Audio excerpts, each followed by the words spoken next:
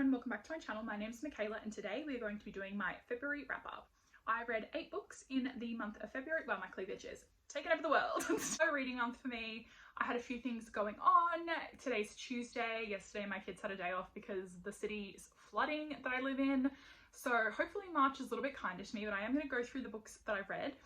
Let me know if you have read any of these down below as we go along. I love talking to you guys as per usual, and I hope that you had a really successful and wonderful February. The first book that I read is Hooked by Emily McIntyre. I read this one because of my friend Kayla over at, I think it's Barbell's Books and Balance. She is amazing on Instagram. She is like mum goals, obsessed with her. She's from Southern California. I was gonna say SoCal and I'm like, does anyone even say that? Least of all a person from Australia. She read this book and I decided to pick it up because she said it was pretty good. I would definitely agree with that. It is, if you couldn't tell, a Peter Pan sort of reimagining. Captain Hook is like the love interest and Wendy Darling is the girl. Honestly, guys, I've been watching Once Upon a Time. Couldn't imagine anyone else besides. Words are hard today. Hooked, Wendy is a sheltered 20-year-old who has a 16-year-old brother named John. It's all a little bit like crazy and insane, but there are some really good Peter Pan references. So if you are a fan of the book or even the movie adaptations, you will definitely get them and sort of like nod along to them. The next book that I read this month was The Great Hunt by Robert Jordan. This is the second book in the Wheel of Time series. I loved this one. I gave it 5 stars. Every second that I had to sit down to read this, I did. I was finished it by the mid-month. I just found it so engaging and wonderful. I think that the first book took me like a month to read. This took me like a week. So if that's any indication of how I'm feeling about the Wheel of Time series, if you haven't heard of this series, like, okay, don't feel bad because neither did I, and it's apparently like the grandfather of all fantasy series. But it is essentially about this group of friends from a small town, and they've got a destiny. They've got a little hint of destiny about them. There's something's going on in their lives. The first book led up to this point, and then this is just continuing on with everything going on. I am going to say that I'm really enjoying these characters. I can't wait to see where they go. I don't hate anyone yet. I guess I'm only on book 3. I've actually started book 3, spoiler alert. Hopefully I'll be finishing that one this month. Definitely really enjoying the Wheel of Time series. I would recommend this one to anyone who's into high fantasy. There isn't any romance that's kind of obvious in there. A romance book, which kind of sucks, but I mean, it's still so good. The next book definitely pushed me out of my comfort zone, and I did listen to the audiobook, and it's really funny because I was super far down on the list and I just kept getting bumped up like really high. I think that a lot of people the audiobook style didn't really gel with, especially people who had seen the movie and then decided they wanted to read the book, and that is June by Frank Herbert. I was going to watch the movie of this and I just haven't gotten around to it. I really did enjoy the book. I gave it 4 stars. I had some pacing, like, for my own personal taste, there were some pacing issues sort of towards the end, which is why I didn't give it a full 5 stars. There are other books in this series, but I don't think that I'll continue on. Like, this feels pretty good and kind of complete for me. Essentially, this book, I don't even really know how to kind of explain it. When people say that it's like sci-fi, it's sci-fi definitely, but I also think that it has this real sort of political, like Game of Thrones, but almost there's plotting and the characters, kind of everyone has an ulterior motive. The main story is about a 16-year-old boy named Paul. Paul's mother, Jessica, is kind of like a witch of sorts who has undergone training from a certain society and almost like swayed having Paul to kind of make him like a chosen one of something. So Paul's father and Jessica's, he's like a duke. I'm pretty sure he's a duke. They never married because it was a sort of political thing that his father would be single and available for whoever, even though he was deeply in love with Paul's mother, Jessica. And they are sent to a planet called Arrakis, or Arrakis? Arrakis. I'm pretty sure it's like it's something. Arrakis. On this planet of Arrakis, there is an element called spice. And spice, whoever controls the spice controls the universe, essentially. It's kind of like real life where people are invading things and trying to steal stuff from other people who are just trying to live. So maybe it's not the best if you're kind of being affected by the things going on in the real world at the moment, but I definitely really enjoyed it. Like I said, I really felt like this was a complete sort of story. It does go over the space of several years. So we sort of meet Paul, he's maybe like 15 or 16, and then kind of by the end of it, I think that he's 19. Definitely get like massive chunks of certain time periods, and then others are like glossed over. I actually had the same problem that I had with this as with Empire of the Vampire by Jay Kristoff. Like, to the point where like you basically can like follow these characters to the bathroom, and then all of a sudden like 3 years have elapsed and you're like, what just happened? I really didn't enjoy June. I definitely will be watching the movie. I'll say that it's like #1 on my list. I've just been watching a lot of Criminal Minds. Honestly guys, if I'm not reading romance, I'm watching about murder. Okay, so I picked this book up on a whim because I was like, why not? You know, like it was sitting on my shelf, I bought it, and you got to read these things that are on shelves. I've really been enjoying physical books, as you can probably tell. Usually I'm like on the Kindle, I've got the audiobooks, but like holding a book lately, it's really been doing it for me. I don't know, maybe I need some like strength in my wrists or something. I'm sure my husband would agree. The Hating Game by Sally Thorne. I really fucking enjoyed this. It wasn't a perfect book by any stretch of the imagination. I do think that there were a lot of things in it that kind of like would give you pause if the roles were swapped. Like for example, the main character Lucy, she's always talking about Josh's body and how he's just like big and muscly and firm, and I'm like, wow, if Josh was always talking about how your tits were so perky or your ass is so tight. Let's like rewind a little bit. This is the classic enemies to lovers in the workplace, kind of hits all of those delicious little tropes. I feel like whenever I see this, it just is like sold as the enemies to lovers. What actually happens is they both work in publishing, and they're essentially the assistants to the heads of 2 publishing houses that were brought together because of, you know, the dwindling publishing market. Is kind of like the hard ass. So the one that Josh comes from is like definitely more professional, I guess that would be the proper word. And Lucy's kind of more like free-spirited, bohemian. It's definitely put in the movie, so I also watched the movie because I was just like, why not? I actually read this the day before Valentine's Day, and then I finished it on Valentine's Day before I had to take my kids to school. I really enjoyed this book. I don't know what it was. It just kind of like, everything was good. The writing was really good. The characterization was really believable for a little rom-com book. I'm happy that this is a sort of romance book that's out there. Like, you know when you would read romance and people would be like, oh my god, like 50 Shades of Grey. You can be like, bitch, no, like The Hating Game, because that's the sort of vibe. Definitely slow burn as well. Like they're not like fucking on page 2, which kind of sucks, but I mean, we can't have everything that we want, right guys? These next 2 books are from an author who like just this morning has been outed as like a fucking thief and like plagiarism central. I'll put the TikTok down below. Can you believe this timeline, guys, where I'm putting like TikToks in my drop down bar as like proof of plagiarism? Honestly, this is, if you had said that this is what was going to happen in the world, I would have left the planet a long fucking time ago. Books are Dipped in Holly and Named by Cupid by Dana. Novellas. Dipped in Holly, it is about a girl named Holly.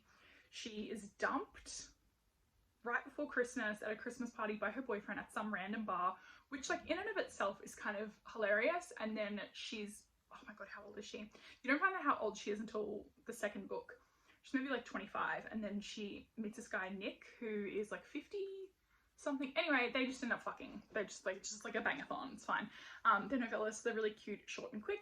And then Claimed by Cupid, it's a couple of months later into their relationship because, spoiler alert, after 90 pages of insta-love, of course they're still going to be together. Just like pure smart. They're really good, I think, for bumping up your reading goal. Like if you are kind of struggling with any of that sort of stuff, because at 90 pages each, like you could essentially read both of them in one day if you're a psycho like me and just can't stop reading. I wouldn't recommend this woman because she stole some stuff, allegedly.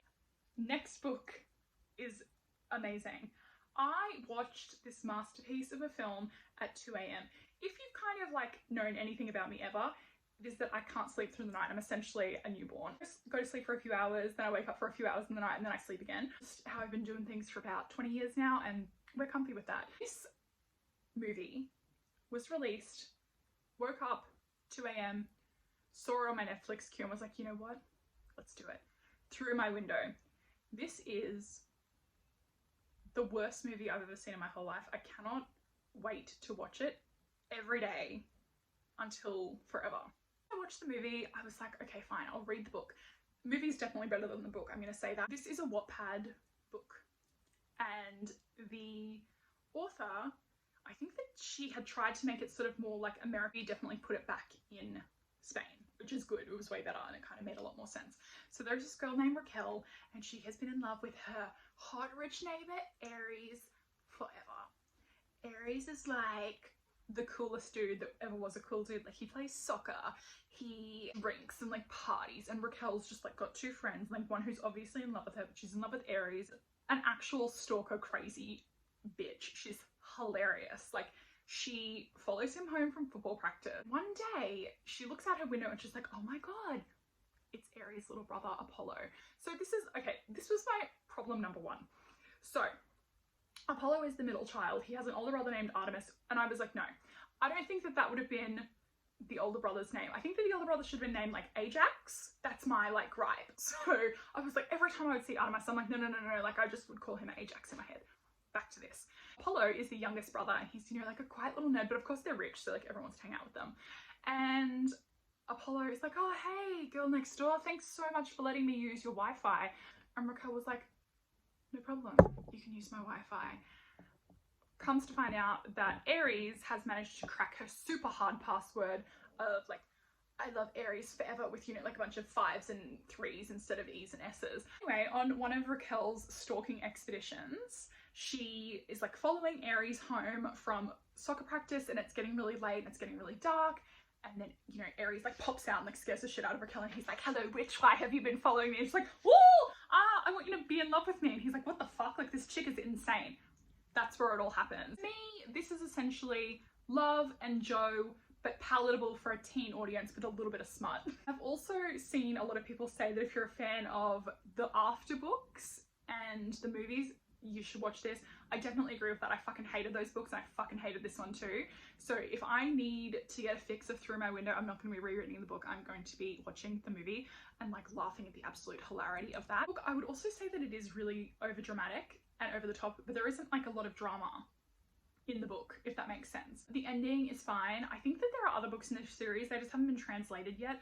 I'm not in a hurry to read any of those. The final book that I read, I finished this one off yesterday or the day before, I'm pretty sure, and that is The Vanishing by Jane Ann Krent. It is the first book in the Fog Lake trilogy. I'm pretty sure that it is following other couples from kind of what I read on Goodreads. So 40 years ago in a little town called Fog Lake, there was something referred to as an incident where there was an explosion of sorts that released a type of gas into the air that caused like parapsychic abilities in its townsfolk, and it's kind of caused them to close ranks. They don't have magical powers or anything like that, but there is a certain element of having heightened intuition, or just like touching someone and kind of having a premonition, having that absolute certainty of the way that things are going to happen. They have like ominous voices and, like I said, sort of visions of the future. I open up with best friends Olivia and Catalina, and they're 16 years old. They're kind of camping in this cave, and it's like almost a rite of passage in Fog Lake. Like you go out, you kind of do things. It's where an original facility was to figure out what the fuck was going on in this place and probably cause the accident in the first place. And they think that they witness a murder.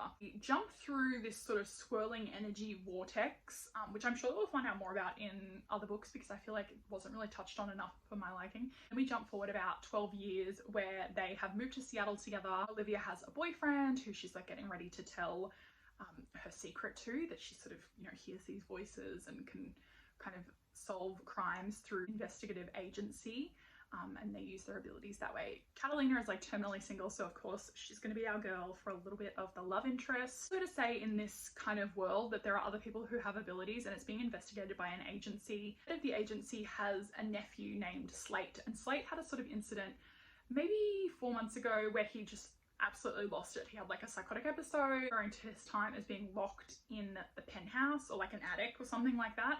Olivia is on her way to tell her boyfriend about her abilities when all of a sudden she goes missing, and Catalina is in like an absolute panic, because obviously if you're from this place in Fog Lake, you're quite suspicious of outsiders. You sort of realize that like being different isn't always being good, and Slate shows up kind of at exactly the same time as when Olivia goes missing, with help from the agency to kind of help track her down for Catalina, because it's been a repeated sort of behaviour, and it kind of goes from there, and it's super delicious. I really enjoyed it. I can't wait to pick up the second book. This is a good one for those kind of like small town, almost cozy mystery sort of vibes. Definitely insta love, but it sort of makes sense in the context, because they are people with these sort of heightened emotional responses to things. I think as well that when you're sort of in a situation where the dating pool is pretty limited, like you're gonna fall in insta love, and that's like fine. I can definitely accept that in my books. I definitely would say that I wanted more from these characters and this book, but that's purely like selfishness. But I can't wait to kind of read more from this town and to find out more of the sort of secrets and mysteries that are lurking below the surface. Everything that I read in the month of February, guys. Let me know in the comments down below if you've read any of these. If there's anything that I've put onto your TBR, I apologize, but also not really. Thank you so much for watching. I hope that you have a wonderful day wherever you are in the world. Lots of love, hugs, and kisses. Bye.